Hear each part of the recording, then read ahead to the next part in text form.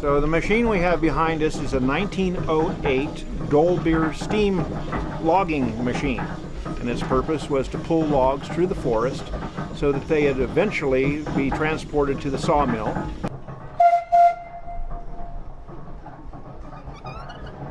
So this steam engine operates essentially by a wood fire boiling a steep kettle full of water, creating steam.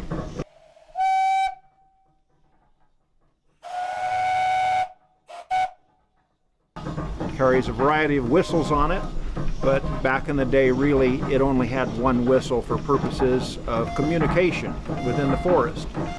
If there was a need for communication over the side of a hill, they would have what's called a whistle punk, a small boy that had a wire that was attached to the whistle, and he would watch the logging operation below and then pull the whistle at the right time so that the steam engineer could engage the machinery and pull the log up from an area where the engineer couldn't exactly see it.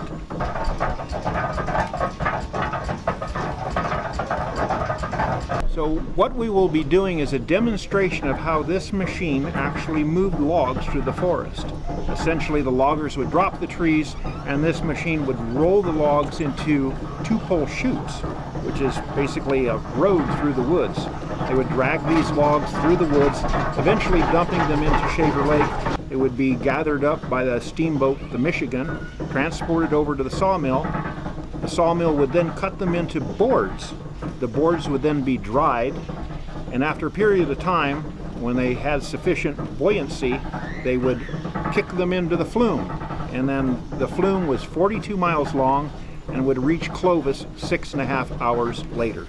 So at the turn of the century, this was the latest and greatest technology. And so for 108 years old, it's a pretty fascinating machine.